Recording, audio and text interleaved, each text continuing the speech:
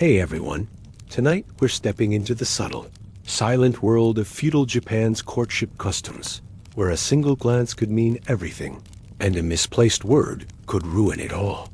If you enjoy this kind of storytelling, give the video a like, and maybe subscribe for more strange and beautiful slices of history. And tell me in the comments where you're watching from, and what time it is. It's always fun to see where you all are. Alright, take a deep breath, clear your mind, and let's begin. You hear it before you see it. The soft glide of silk over tatami, the faint clack of wooden sandals outside the sliding door. A breeze carries the scent of sandalwood and pine, and somewhere in the distance, a temple bell marks the hour. You sit perfectly still, knees tucked under you, palms sweating slightly. Tonight, a suitor comes calling, and in this world, every word, every bow, every pause carries the weight of generations. You are seated on your heels in the formal seiza position, and already your legs are beginning to protest with that peculiar mixture of numbness and sharp awareness that comes from maintaining perfect posture. The tatami beneath you carries that distinctive smell of dried rush grass, faintly sweet and earthy, mixed with the mustiness that clings to all things made of organic matter in Japan's humid summers.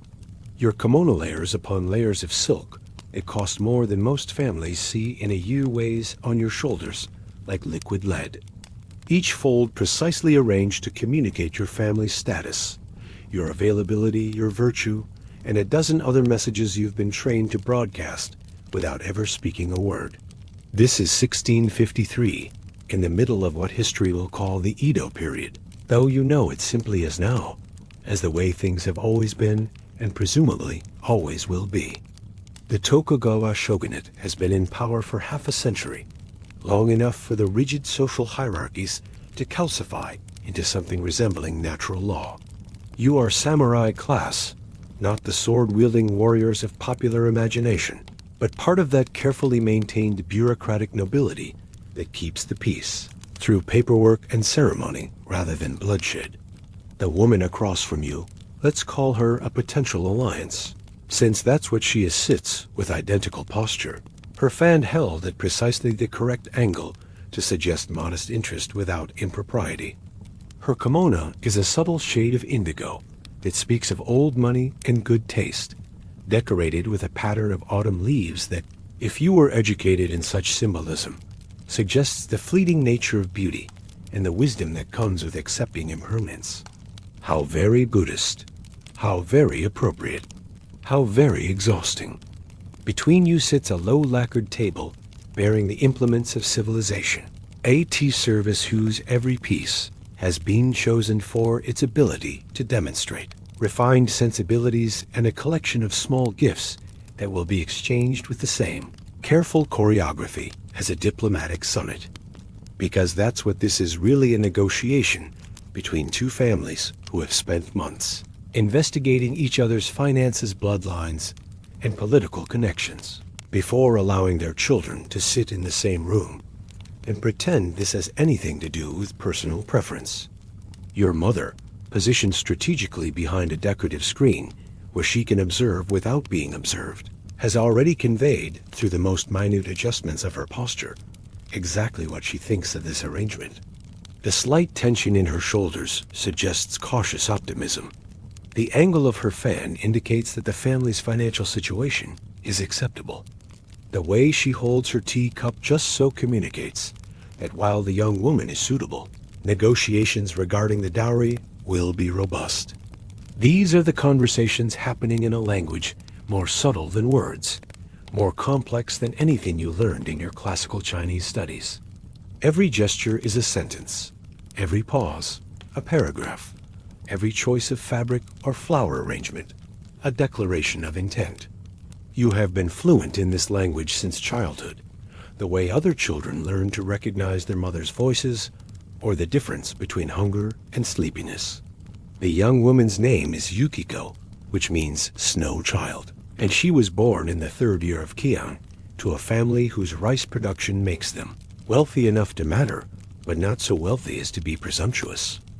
Her father holds a modest position in the district administration, managing the complex business of converting rice yields into tax obligations. A job that requires both mathematical precision and the kind of diplomatic skills that suggest. His daughter has been raised with an understanding of how power actually works.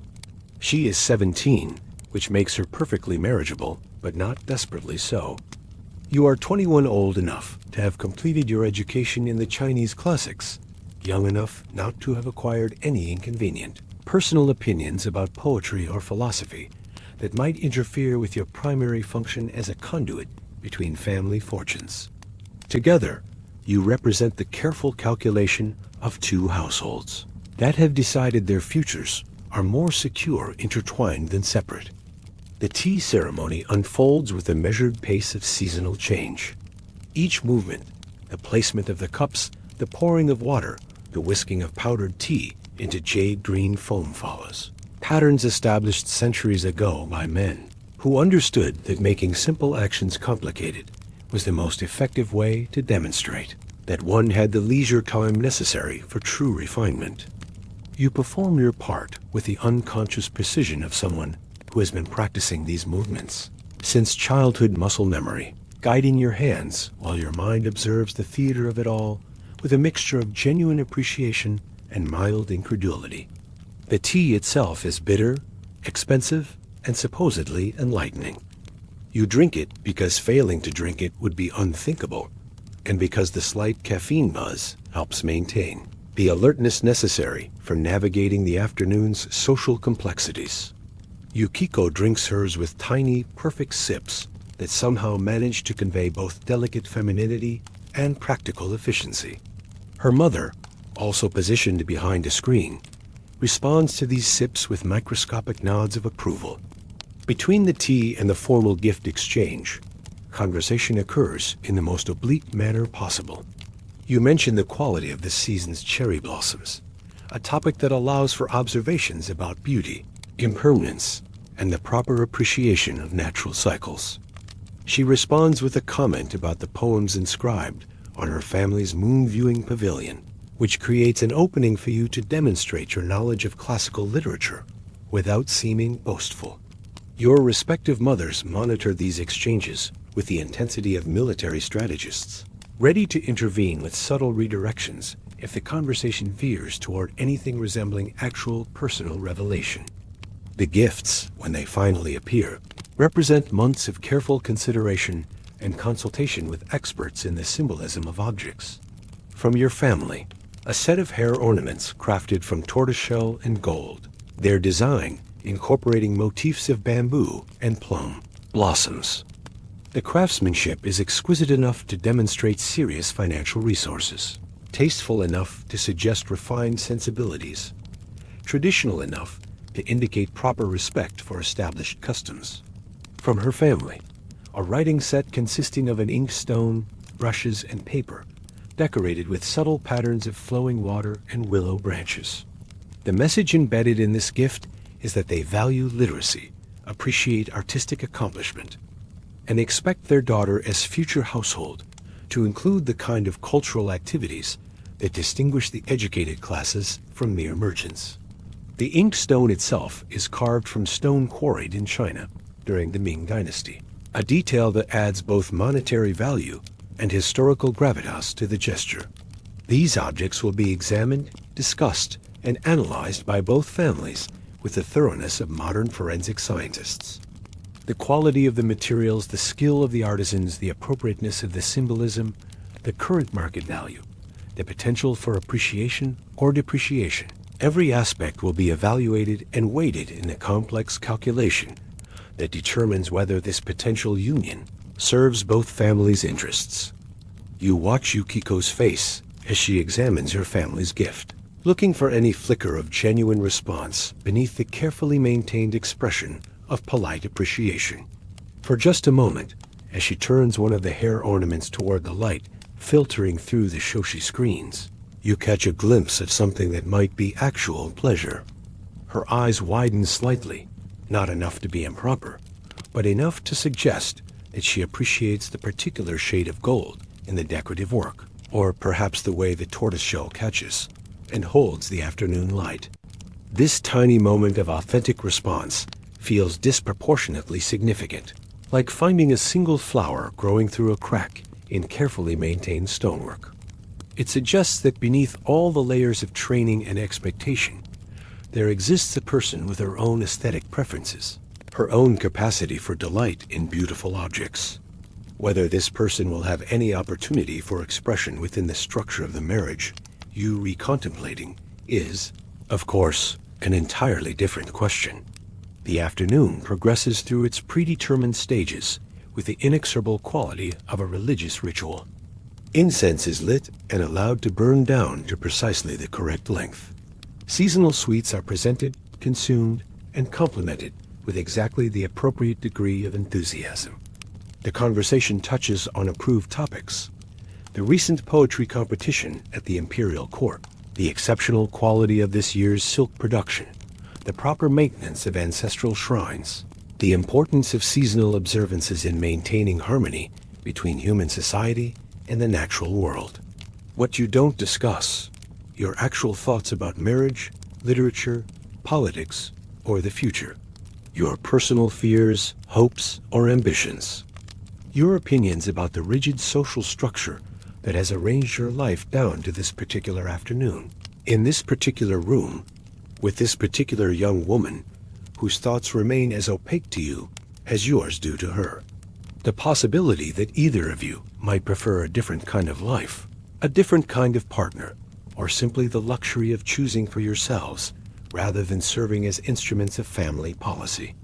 Instead, you navigate the afternoon's social choreography with the skill of professional dancers, each knowing exactly when to advance, when to retreat, when to offer a compliment or request clarification on some minor point of etiquette. Your mothers, from their positions of concealed observation, provide subtle guidance through the positioning of fans, the timing of teacup replacements, and the nearly invisible nods or head shakes that indicate approval or concern with particular conversational directions. The light gradually shifts as the afternoon progresses, moving from the bright clarity of midday through the softer, more golden tones that indicate the approach of evening. This change in illumination transforms the room subtly, making the colors of your kimonos richer, casting different shadows through the geometric patterns of the wooden screens, creating a sense of time's passage that adds weight to every interaction. By the time the formal meeting concludes, you have learned that Yukiko can compose poetry in both Japanese and Chinese, that she has studied ikebana flower arrangement with a master whose reputation extends to the capital, that she can play the kodo with sufficient skill to provide entertainment at family gatherings, and that she has been trained in the complex art of managing a household's seasonal observances. These accomplishments mark her as thoroughly suitable for marriage into a family of your social standing. What you have not learned, whether she laughs easily, what kinds of stories capture her imagination, how she responds to unexpected challenges, what she thinks about while staring out at the garden during long summer afternoons, or whether she ever feels the weight of expectations as a physical pressure across her shoulders the way you do. The final exchange of the afternoon involves the presentation of a small scroll containing a poem composed specifically for this occasion. This is your opportunity to demonstrate literary skill while expressing appropriate sentiments about the potential union. The poem itself has been crafted over several days with input from your classical Chinese tutor, and careful revision to ensure that every image and reference strikes exactly the right balance between personal expression and conventional propriety. You present the scroll with the prescribed bow, watching as Yukiko receives it, with hands positioned at precisely the correct angle to convey respectful attention. She unrolls it with movements so deliberate they seem choreographed, reading the characters with the kind of focused attention that suggests she understands the significance of this gesture. Her response a slight deepening of her bow, a softly murmured expression of appreciation tells you that the poem has achieved its intended effect without revealing whether she found it genuinely moving or merely adequate. Her family's reciprocal gift is a small painting on silk, depicting a pair of cranes standing beside a stream. The symbolism is transparent. Cranes mate for life, represent longevity and good fortune, and their presence near flowing water suggests the continuity of generations. The brushwork is delicate and accomplished, though whether it is her own work or that of a professional artist hired for the occasion is deliberately ambiguous. The ambiguity itself is part of the message. A well-managed household employs the best available talent while maintaining the fiction that its daughters are personally responsible for all cultural accomplishments attributed to them. As the formal meeting draws to its close, the atmosphere in the room shifts subtly. The intense focus that has characterized the afternoon's interactions relaxes slightly, allowing for the kind of small, practical conversations that indicate both families consider the encounter successful. There are quiet consultations about scheduling, gentle inquiries about preferred timing for future meetings, careful discussions of the various details that must be arranged if negotiations are to continue. Your mother emerges from behind her screen with the satisfied air of someone whose careful planning has achieved its intended result. Yukiko's mother mirrors this satisfaction, though her expression retains the careful neutrality appropriate to someone whose daughter's future hangs in the balance of decisions made by others. The two women exchange the kind of meaningful looks that convey volumes about family finances, social connections, and the complex web of considerations that determine which marriages receive approval and which do not. The evening light filtering through the shoshi screens has taken on the deep golden quality that transforms even the most mundane objects into something approaching art. Your kimono, which has felt like an elaborate costume all afternoon, now seems to belong to this setting, its colors and patterns harmonizing with the room's careful arrangement of beauty and function. Yukiko's indigo silk has deepened to the color of twilight sky, making her seem like a figure painted into the landscape rather than a person navigating the complex social machinery of arranged marriage. The formal farewells unfold with the same meticulous attention to protocol that has characterized every other aspect of the afternoon. Bows are exchanged at precisely the correct depths and durations. Expressions of gratitude for hospitality given and received are offered in the prescribed phrases that have served this function for generations. Plans for future communication are discussed in terms so oblique that an outsider might not recognize them as plans at all. As Yukiko and her mother prepare to depart, you find yourself studying her face one final time, looking for some clue about her own feelings regarding the afternoon's proceedings. Her expression maintains the perfect composure that marks her as properly educated, but there's something in the way she holds her shoulders, a slight relaxation that suggests relief at having successfully navigated a crucial social test that makes her seem momentarily more human and less like a beautifully crafted doll designed for this specific purpose. The sound of their footsteps receding across the wooden floors mingles with the evening call of temple bells and the distant voices of servants beginning the evening meal preparations. You remain seated in the room where the afternoon's negotiations have taken place, surrounded by the lingering scent of incense and the faint rustling sound of silk settling into new configurations as you finally allow yourself to shift from the formal seiza position. Your legs prickle with returning circulation, a sharp reminder of the physical demands of maintaining proper form throughout social interactions. The tatami mats beneath you retain the impressions left by hours of careful positioning, and you can trace in these subtle depressions the geography of an afternoon spent in service to family expectations and social conventions that stretch back through centuries of careful tradition. In the growing twilight, the room takes on a different character. The formal arrangements that seemed so significant during the afternoon's negotiations now appear as simply objects. A tea service waiting to be cleaned and stored flour, arrangements that will need replacement, tomorrow cushions that will be folded and put away until the next occasion requires their deployment in the theater of social negotiation.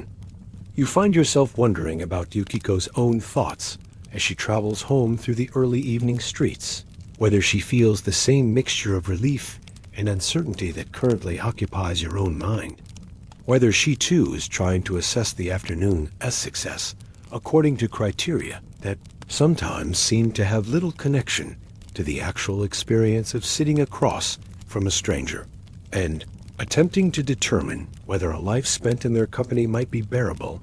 It can even be super nice and totally enjoyable, right?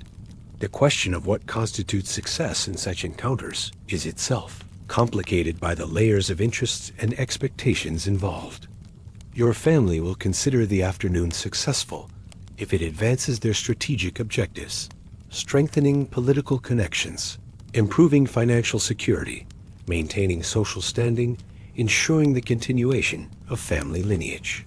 Yukiko's family will apply similar criteria, though from their somewhat different position in the complex hierarchy that determines whose interests matter and how much. But what about your own definition of success? And hers?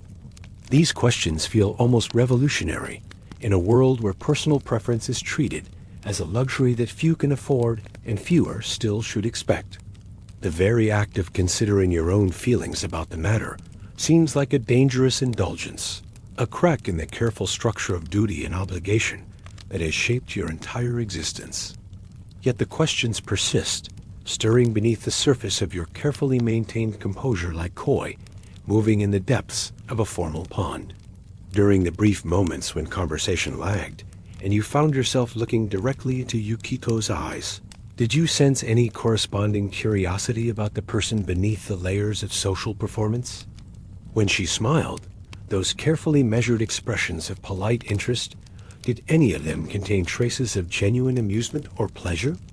These wondering S feel both urgent and pointless, like trying to solve mathematical problems, whose answers will have no impact on the final calculations that determine your future. The mechanisms of arranged marriage operate according to logic that treats personal compatibility as a pleasant bonus rather than a necessary component of success. If you and Yukiko find that you enjoy each other's company, so much the better. If not, you're both educated enough to maintain the forms of respect and cooperation that keep households functioning smoothly. The evening progresses toward full darkness, and you can hear the sounds of the household settling into its nighttime rhythms. Servants move through distant corridors with soft footsteps and lowered voices. Somewhere in the family quarters, your parents are undoubtedly conducting their own analysis of the afternoon's events, weighing observed details against their broader strategic objectives, planning the next steps in negotiations that will ultimately determine not just your future, but the future of two family lines. You imagine similar conversations taking place in Yukiko's household, her parents examining every gesture and word for signs of compatibility or concern, her mother perhaps offering observations about your family's wealth, education, and social connections, while her father considers the political implications of such an alliance. These parallel analyses will ultimately determine whether the afternoon's careful performance will be followed by additional meetings, formal betrothal negotiations, and eventually the elaborate ceremonies that transform two strangers into husband and wife. The room around you holds the memory of the afternoon's interactions, like incense holds fragrance, long after the flames have died. Every object, the teacups with their delicate patterns, the silk cushions arranged with perfect symmetry, the small gifts that carried such weight of meaning, seems to vibrate with the significance of what has transpired here. This is how history is made, not through grand gestures or dramatic declarations, but through careful attention to details that seem mundane until you understand their role in the vast machinery of social reproduction.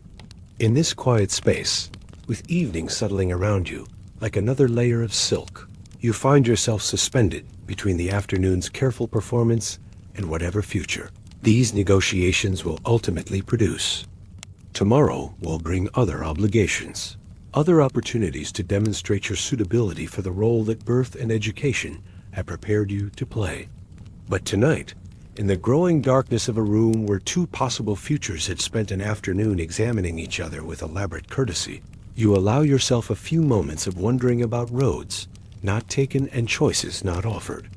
The temple bells ring again, marking another hour in the careful progression of time that governs all things in this world of seasons and ceremonies, obligations and expectations. Soon you will rise from these tatami mats, fold away the afternoon's arrangements, and return to the regular rhythms of a life shaped by tradition and duty. But for now, you remain still, listening to the sound of silk settling into silence, holding this moment between past and future like a perfectly balanced breath.